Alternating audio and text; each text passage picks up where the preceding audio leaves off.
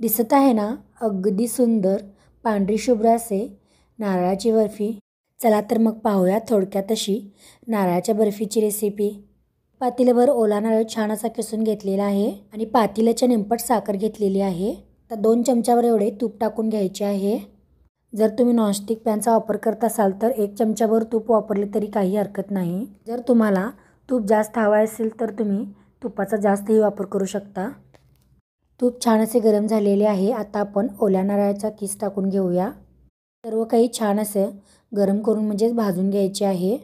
जोपर्यंत त्यातील पाणी जात नाही तोपर्यंत छान असं भाजून घ्यायचे आहे। हे भाजत असताना गॅस हा मंद आचेवरच ठेवायचा आहे, नाहीतर कढईला सर्व काही चिकटून जाईल। सर्व काही पाणी गेलेले आहे। आता आपण निंपट साखर घेतली होती ना, ती साखर बारीक करून घेतलेली आहे। साखर बारीक करून घ्यायचे कारण साखर बारीक केली तर लवकरात लवकर यामध्ये मिसळते आणि कढईला डसणार नाही अजिबात आणि आपला वेळही वाचतो। त्यामुळे साखर बारीक करून घेतलेलीच बरे। छान असं अशा पद्धतीने हलवून घ्यायचे आहे।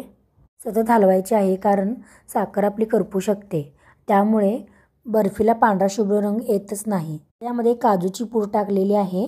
तुम्हाला जर मिल्क पावडर टाकायची असेल तर तुम्ही टाकू शकता। काजूची पूड किंवा मिल्क पावडर टाकल्याने काय होते तर बर्फी छान अशी जमून येते आणि पांढरा शुभ्र कलर राहण्यासाठी मदत होते। तुम्हाला जर आता वरून तूप टाकून घ्यायचे असेल तर तुम्ही घेऊ शकता।